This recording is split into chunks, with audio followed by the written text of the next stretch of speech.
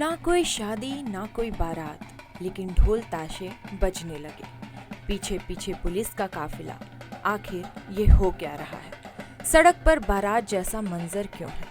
तमाशबीन भी हैं, लेकिन किसी को कुछ समझ नहीं आ रहा कि आखिर माजरा क्या है। बैंड बाजे के साथ ये पुलिस की टोली जा कहाँ रही है? आप भी नहीं समझे तो चलिए हम ही बता देते हैं। दरअसल बिहार में अपराध और अपराधियों पर नकेल कसने के लिए पुलिस तरह तरह के हथकंडे अपना रही है। किसी को गिरफ्तार करना हो तो पुलिस चुपचाप दबे पांव धावा बोल देती है, और अगर कोई फरार है तो बैंड बाजे के साथ पुलिस उसके घर पहुंच रही है और उसके सरेंडर करने या कुर्की करने का इश्तेहार चिपका कर आ रही है। यह वही माजरा है। सिवान में पॉक्सो एक्ट के एक फरार चल रहे अभियुक्त के घर पुलिस ढोल बाजे के साथ गई और घर पर इश्तेहार चिपका रही है।